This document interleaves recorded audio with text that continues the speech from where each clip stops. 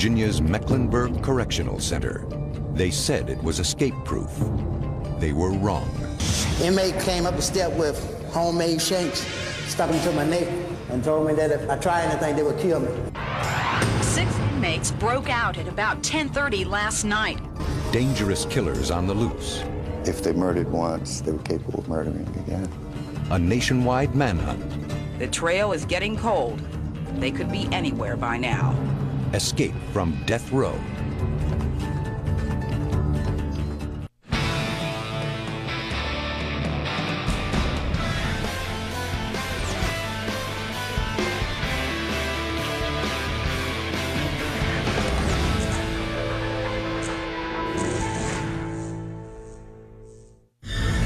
January 1984.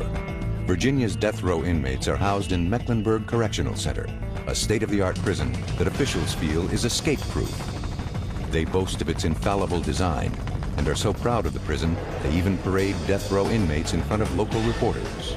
The inmate who ends up at Mecklenburg finds himself in a structured physical environment. Death row inmates are under constant supervision and are given no special privileges. One of those men on death row is Dennis Stockton, 44. Stockton feels he is close to getting his murder conviction overturned. As he works on his appeals, Stockton keeps a journal. I came here on June 15th, 1983. Death row consists of 2 cell blocks, or pods as they are called here. All the cells are identical, 12 in each pod. 6 upstairs, 6 downstairs. Control of the individual cells on death row is in the hands of a guard stationed in a secure control room. That guard dictates who enters and leaves death row. The inmates in death row are allowed to leave their cells to eat together. They come out also to watch television and play cards in the evenings. Downstairs is a main control booth, allowing access to the prison yard outside. Without cutting or tunneling under the fence, there are only 2 ways out of Mecklenburg: the busy administration center and a double-locking vehicle gate. Mecklenburg is composed of 5 identical buildings. Death row is in Building 1. In 1984, death row is home to the 2 most notorious inmates in Virginia, brothers Linwood and James Briley. They were absolutely vicious. They had absolutely no conscience, no respect for human life whatsoever. Arrested in 1979, the 2 are known throughout the prison and the state for the brutal murders of 7 people, including a 5-year-old boy and his pregnant mother. Using intimidation and guile, the Brileys control death row. Linwood Briley is the brains. His younger brother James is the muscle. The Brileys have been at Mecklenburg for 4 years, but time is running out. The state has set Linwood's execution date for August, and he has little hope for an appeal. The Brileys decide an escape is their only option. The brothers begin to hatch a plan. They start to recruit other death row inmates to go along with them, including Earl Clanton, 29, sentenced to die for the 1980 strangulation death of a librarian. Derek Peterson, 22, convicted in 1982 for the killing of a grocery store manager. Willie Jones, 26, on death row for the murder of an elderly couple. They were retired storekeepers. He shot them in their home, took their life savings, and then set the house on fire. The conspiring inmates hold meetings right in front of the guards at the recreation tables on death row. The inmates start studying the guards. Eugene Chavis was 23 at the time. About a month before the incident, I was working death row. I was working the right side of C-Pod. And one of the Brileys asked me, he says, "What size uniform you wear?" And I says, I'm medium, you know, small guy, medium. And, you know, I didn't think, he asked me about my shoe size. And light bulb didn't come on that they was going to try to figure out who's going to wear my uniform. The inmates are meticulous.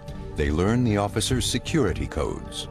We gathered the information over several weeks, maybe 45 days or so.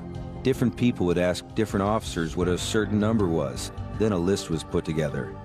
The plan is coming together, but Dennis Stockton is worried about the repercussions if it fails.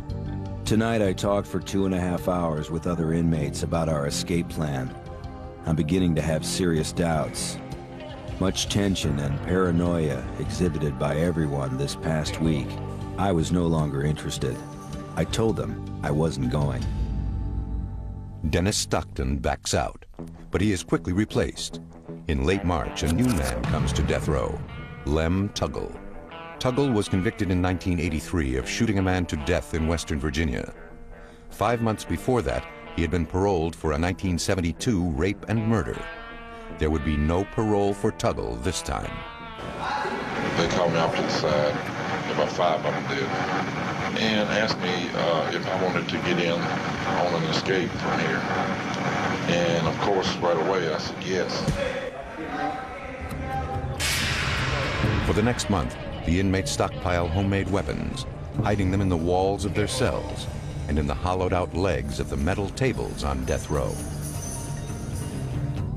By May of 1984, the 6 inmates have honed their plan, and now they are ready to act. So a lot of things I still remember just like it was yesterday, even though it was 17 years ago, because you don't forget stuff like that. When we come back, the inmates make their break. May 31st, 1984. The plan is in place. It's finally time. I came to work 4 o'clock, and just a regular day. 6 p.m. Death row inmates are taken outside for their daily recreation. After months of conspiring, the escape is about to begin. 8 p.m. Rec ends. The plan hinges on the next few moments. Officer Sandy Walker escorts the men inside.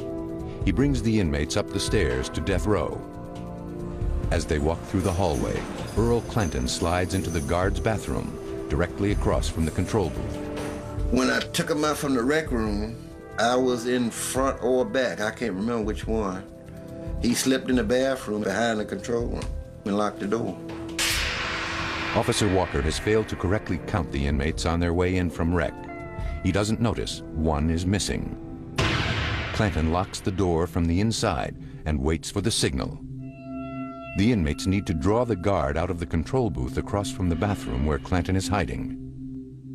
James Briley asks the guard in the booth to pass a book to an inmate on the other side of death row. Without thinking, the guard takes the bait. As he steps out of the control booth, Briley shouts to Clanton. Clanton lunges from the bathroom into the booth. He was turning the knobs before the guard even realized what was going on. The doors opened. The prisoners charge from their cells. Armed with shanks, they grab the remaining guards in the pod. Within 3 minutes of Clanton's rush from the bathroom, the convicts have taken 5 hostages. The inmates not in on the plan are locked up as well. Death row is suddenly transformed. 5 guards lie tied up on the floor, while 6 inmates roam free with knives and keys. Phase 1 is complete. The inmates have taken the control booth. Phase 2, lure the remaining guards in the building to death row. 9:12. Officer Eugene Chavis is working in the adjacent cell block when he hears some commotion. Chavis leaves his post and enters death row to check on the noise. I seen Earl Clanton and Len Tuggle. They started running towards me. Of course, I outweighed him by about 100 pounds.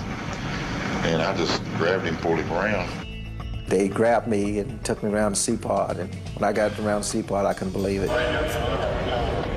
There was chaos. There was inmates with officers' uniforms on, and a lot of screaming, a lot of yelling. And there was an inmate in the control room. What they did, they took me on the right side of C-pod, and they escorted me down to the bottom tier. They would handcuff them or tie their hands and leave them in the corner down there. Of course, we were taking their clothes from them because we had to get their clothes to wear out. They had duct tape and they had rope. After I was disrobed, they tied my hands behind my back and put a sock in my mouth and gagged me and put something around my eyes. And I was laid on the floor. It kind of hit me then that this was real. This was actually happening.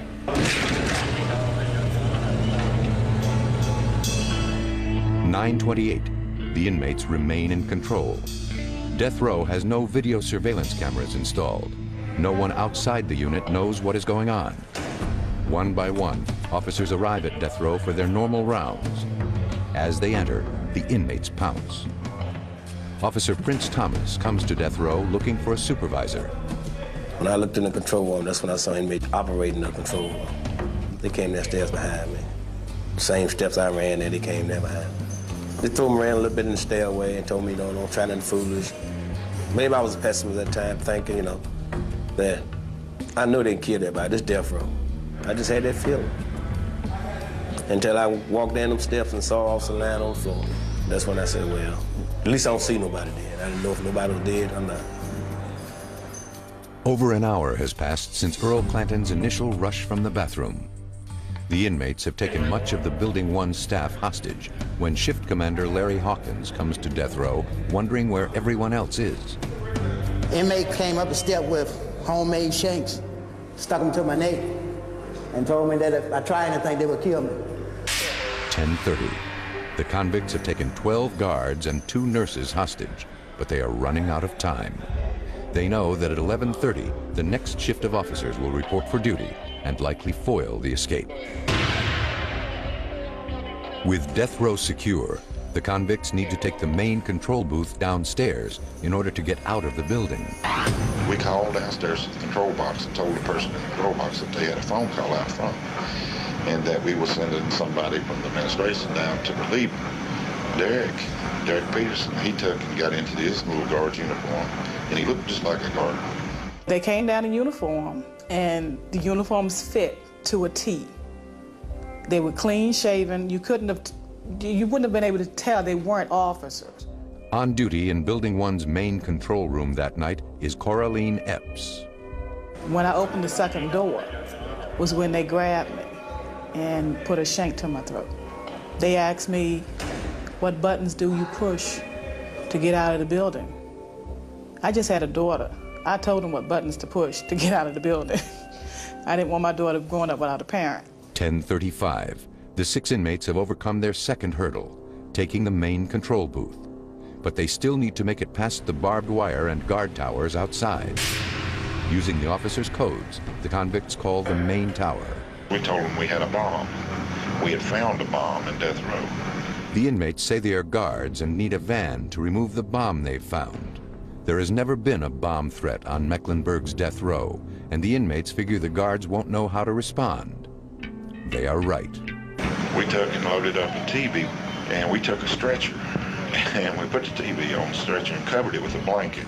Can you imagine a bomb being as big as a TV and people on death row making a bomb that big? I mean, it was hilarious.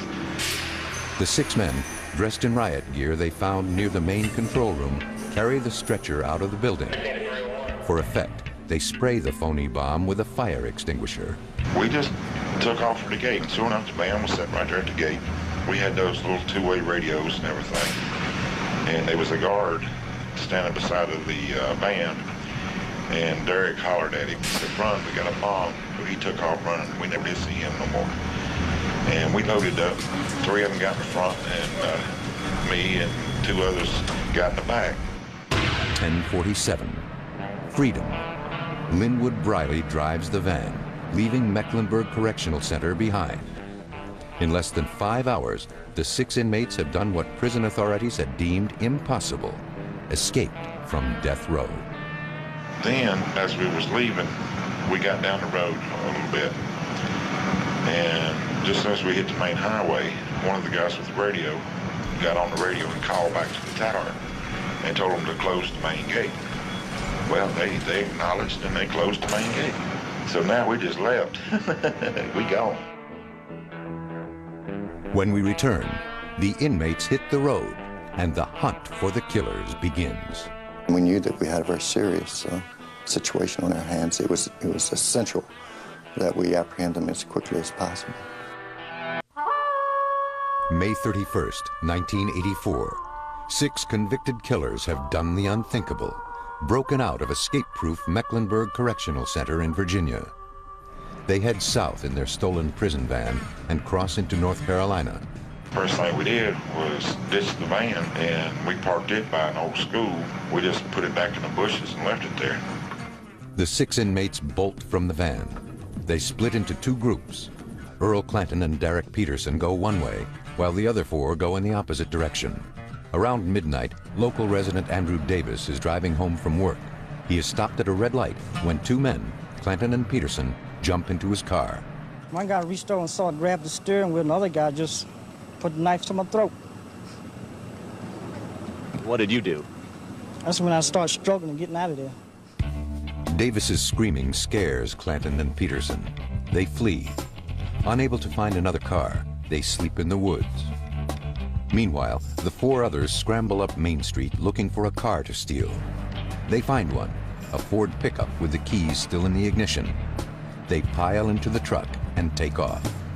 Once we hit the road, then we were good to go then. And just before daylight, we drove right back by Mecklenburg, the institution. I mean, right back by the road. We was just a few hundred yards from the prison. That's something they would have never expected. We saw all these cars and all these cop cars and everything all going up into the prison and everything. We just drove right on through them, kept right on going. June 1st, early morning. Sleepy Warrenton, North Carolina wakes to a swarm of troopers, investigators, and media. Corrections officials say they're responding to numerous reports of sightings from people in the Warrenton area. The quiet hamlet where investigators have discovered the stolen prison van is shaken. Afraid to leave the house, afraid to stay home alone. Every one of them had committed at least one murder, and we knew that we had a very serious situation on our hands. It was essential that we apprehend them as quickly as possible.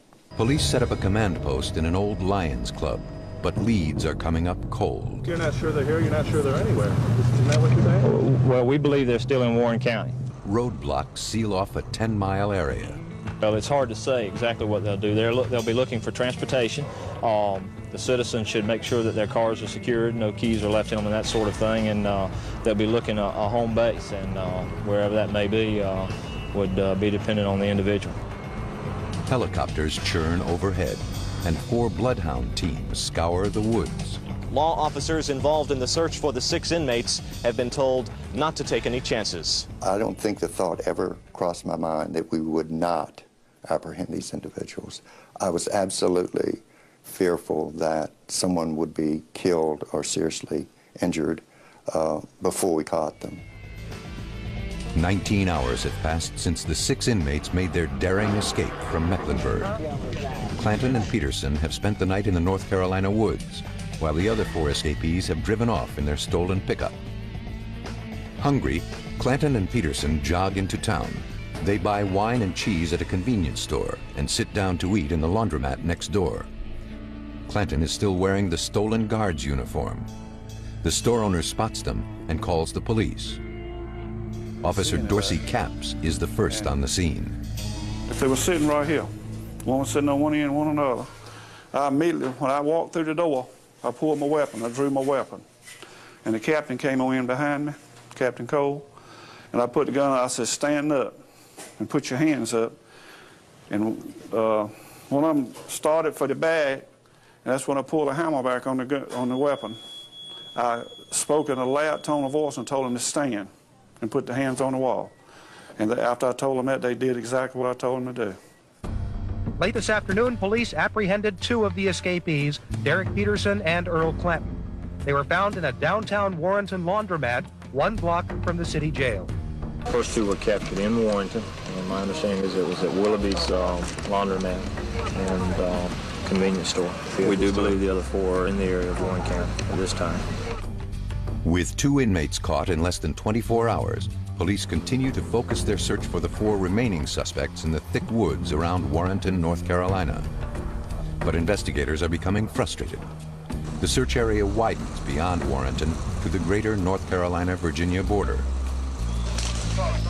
It was slow going as officers and several 10-man squads fanned out across the area, searching even the treetops as they moved in and out of clearings. Slow going, too, for the bloodhounds, tails in the air, nose to the ground in the hopes of picking up the trail of one of the fugitives. No luck here. But as the fear in this community may not be stilled, neither is the search for the deadly source of that fear. There was tremendous fear that if it came to their freedom or hurting someone, that they would not hesitate to do anything necessary to remain at large. But I won't feel no better until they get them.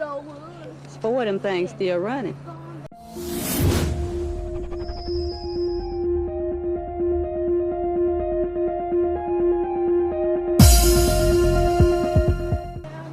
Once they get them, then I'll be all right.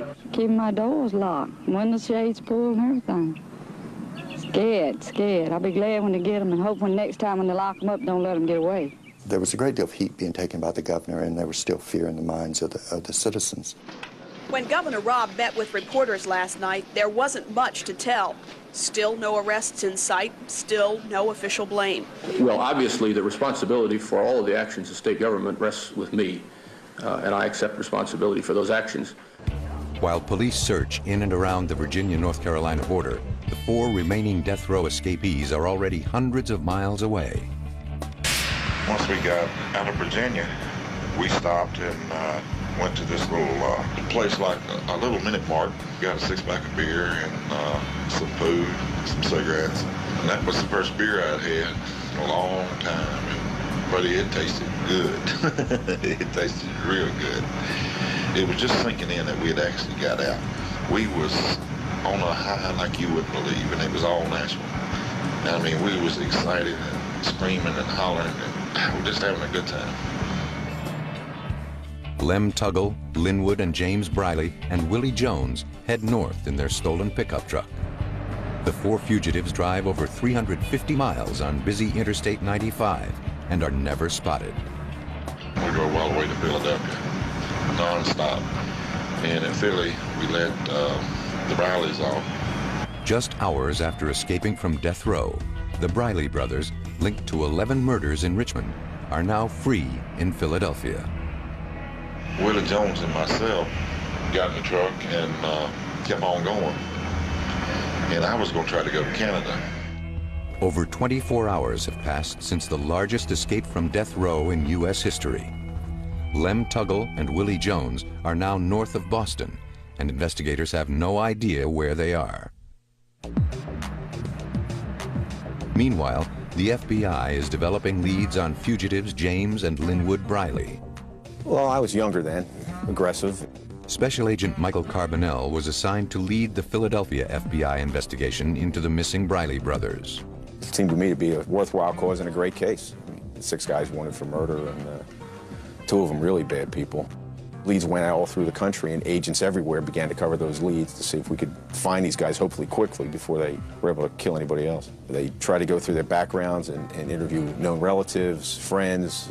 They got the phone log from the death row wing that they were on. They set out all the phone numbers that had been called. The phone records reveal that the Brileys had placed several calls to their uncle living in Philadelphia, Johnny Lee Council. We began to focus on the uncle, but at the time I didn't want to interview him. We wanted to put a surveillance on him to see if the Brileys were possibly here with the uncle. Up next, the FBI closes in on the Briley brothers in Philadelphia, while Tuggle and Jones make the shot towards Canada.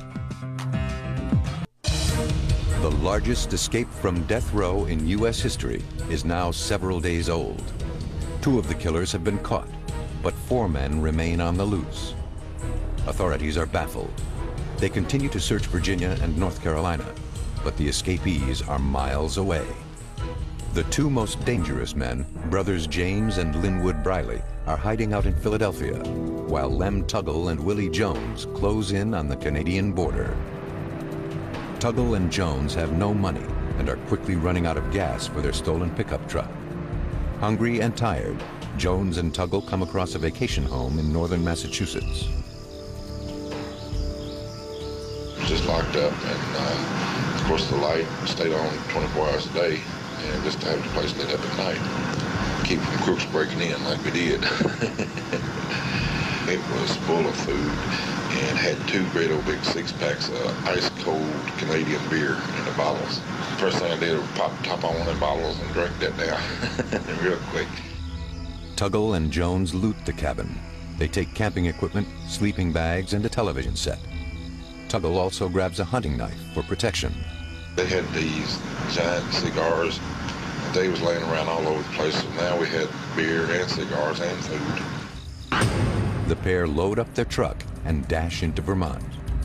June 5th, 1984.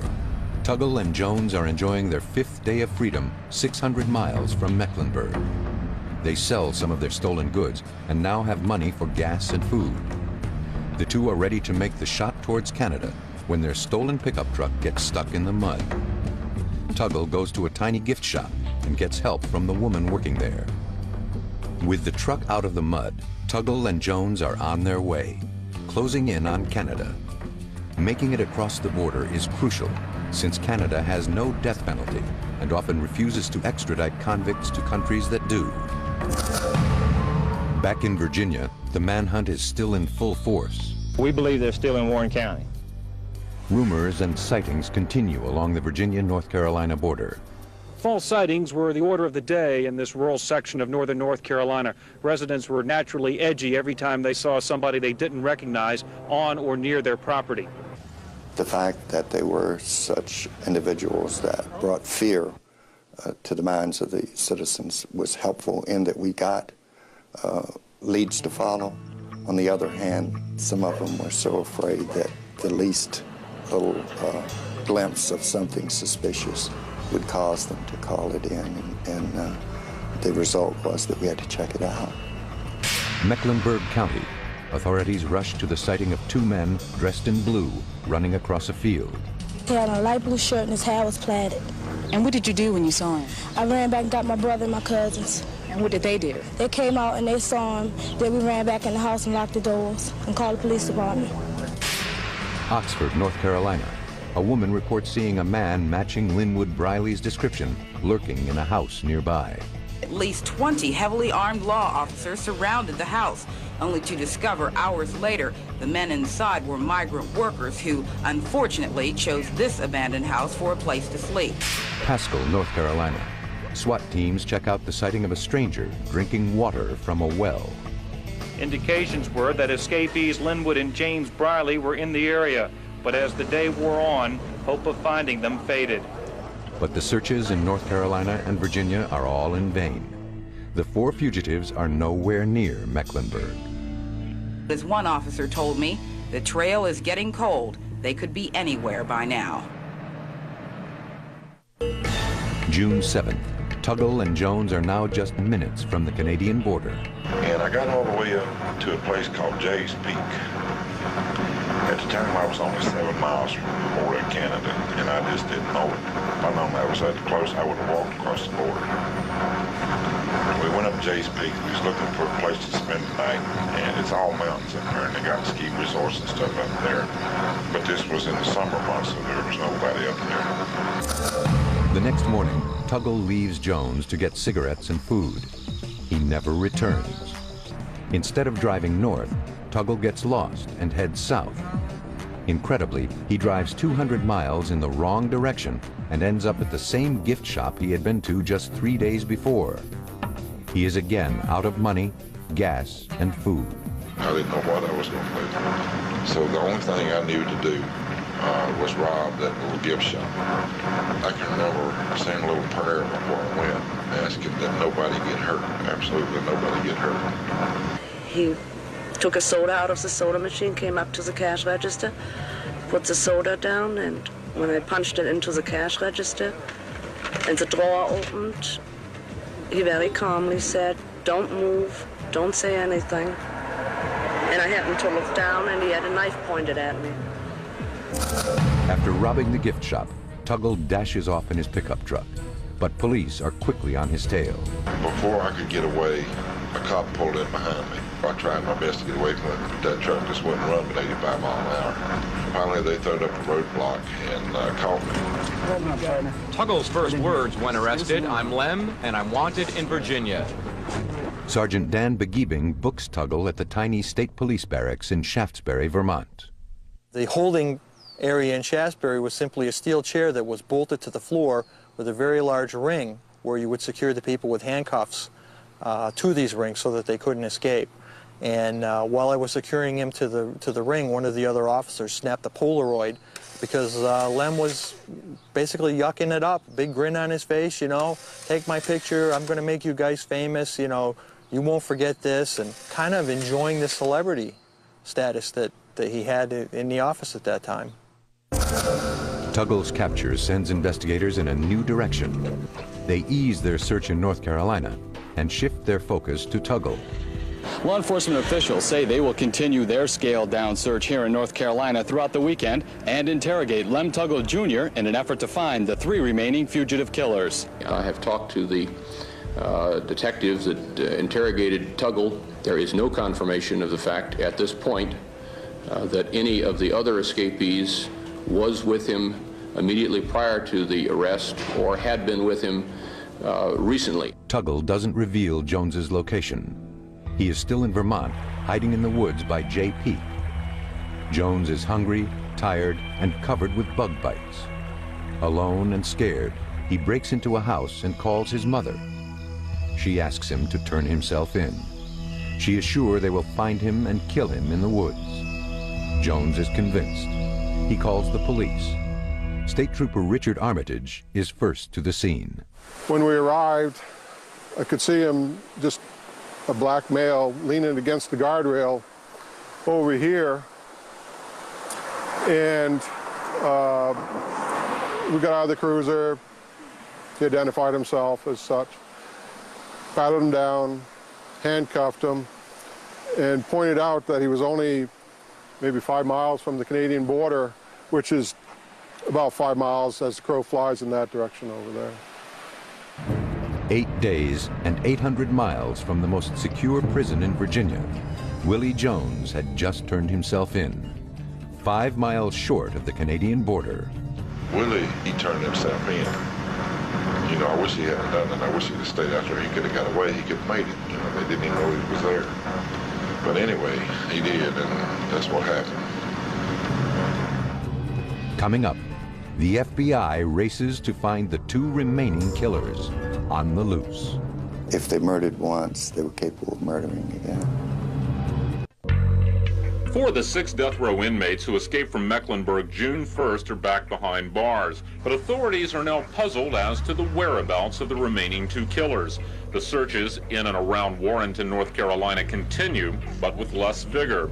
We have some information. We'll try to develop some more information. Certainly, we're very pleased that at least 2 of those 4 remaining escapees are now back in custody.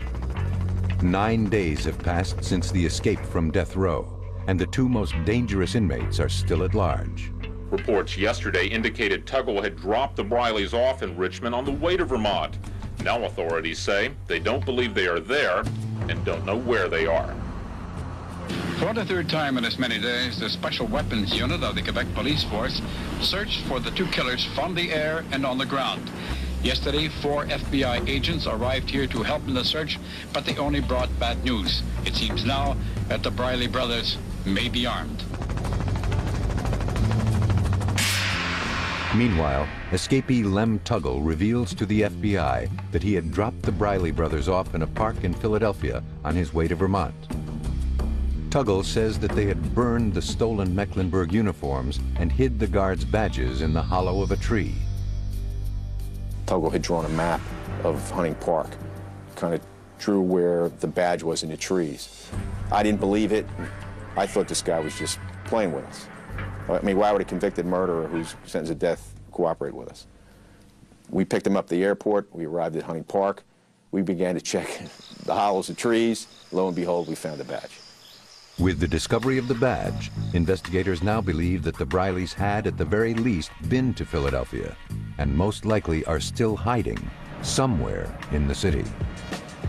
It's not something that stays in the back of your mind when you first meet somebody. Hey, he might be an escaped prisoner or something like that, mass murderer, Ted Bundy. Nah, you don't think that way.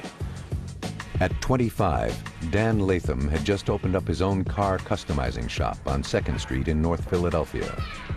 When his family friend, Johnny Council, asks him if he could take in a couple of friends, 2 out-of-towners wandering from place to place, Latham readily agrees.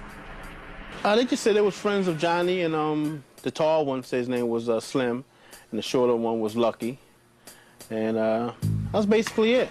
The Brileys, calling themselves Slim and Lucky, live in Dan's shop. In return, they watch the place at night and help out with work. It was like a mini block party. I always had a lot of friends that would stop by and buy cases of sodas and just sit here, hang out, work a little bit, eat, have some fun, chase the girls. Well, no big thing. The Brileys have concealed their identities well. No one knows where they are from or that they are two of the most wanted men in America. They never really talked about where they come from or where they grew up at. But they did say they wanted to go to Canada. By their first week, the Briley brothers are feeling quite comfortable, and they're becoming more daring. Neither one of them seemed like they was hiding from anything or hiding from anybody. One instance, I had to go to a customer's house to pick up a deposit, and he was a Philadelphia police officer. Slim was with me. Never act like he was shaking or anything. Went to the guy's house, picked up the deposit, sat and chatted with him for a minute, and the officer looked him dead in the face. So he wasn't paying attention to his bulletins, I guess. We got in the truck and came on back to the shop. Meanwhile, the FBI is on to the Brileys' Philadelphia connection. Their uncle, Johnny Lee Council. Surveilled the uncle's house, followed him to various places, but he kept going to this garage in North Philadelphia on 2nd Street. He went there numerous times. And I said, well, obviously they're not at his house because nobody's come out of there but him and his wife. Why don't we put a surveillance on that garage? As the FBI sets up its surveillance of Latham's garage, they get another big break. We received information from our office in New York that one of the Briley brothers had made a call to a friend up there. We were able to trace that call from New York to the garage. So then we knew that they were there. The FBI sends an informant into the garage. He enters and talks briefly with James. He came back out and he said, I think it's him. We drove this van down the street and opened the back door and we were there in seconds. FBI agents arrested the Brileys outside this North Philadelphia auto customizing shop. Neighbors say that for the past week or so, the two brothers apparently had been working here. Just before 10 o'clock last night, the Briley brothers were sitting right here on this step. Neighbors say they were sharing some barbecued chicken with people down the street when all of a sudden 20 members of the FBI SWAT team raced around the corner. The only thing I think was the cops come through and they just say, they came out and say freeze, that's all. I was standing here and they just say freeze, and I seen everybody freeze.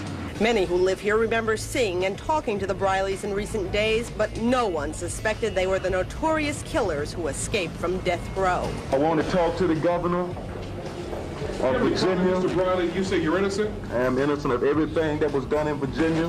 FBI agents also arrested the Brileys' uncle, Johnny Lee Council. He'll be charged with harboring fugitives. 12 hours later, the Brileys were in federal court. At a morning arraignment, bond was set at $10 million each. They've got the intelligence or the capability to work the bomb ruse, and they also were willing to overpower guards and take uniforms to do it. And I think, you know, when you look at all of those factors, that's why the high bail. No extradition hearing is needed in the federal system, so a U.S. magistrate could decide as early as tomorrow when to send the Brileys back to Virginia. Coming up, back to where it all began. The 6 escapees return to death row. Guy, 1980.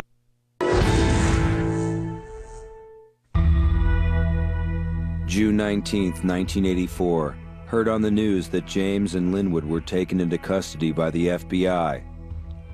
Linwood said that they would never be caught alive. I hope they don't execute him, but I'm afraid they will. 19 days, and it was all over. Amazingly, no one is seriously hurt or killed during the entire ordeal. The 6 inmates have had their taste of freedom, but now death row and the electric chair await them. Linwood Briley is the first of the escapees to face execution. His date had been set before the breakout. The courts have denied Linwood Briley a stay in his execution. At this moment, the execution is set at whatever time the governor and the Department of Corrections decide on for Friday. Linwood Briley is executed October 12, 1984. less than 5 months after escaping death row. Just before his death, he said to a friend, "I had my 19 days. They can't take that away from me." James Briley follows his brother to the electric chair 6 months later, April 18, 1985. He holds a press conference days before his execution. Each day that I live with hope, and I live with faith. And as long as I'm alive, that's the way it's gonna be. James D. Briley was executed at 11:02 p.m. in the manner prescribed by law. Death was pronounced at 11:07. He had no final statement. He smiled. The state executes Earl Clanton next, April 14, 1988, followed by Derek Peterson, August 22, 1991. Willie Jones, who turned himself in on the advice of his mother 5 miles from the Canadian border, is put to death September 15, 1992. So now they done caught us all and brought us all back. They have executed every one of us except me. I'm the only one that's left alive from the escape. They're trying their best to get me as well. Lem Tuggle is executed December 12, 1996.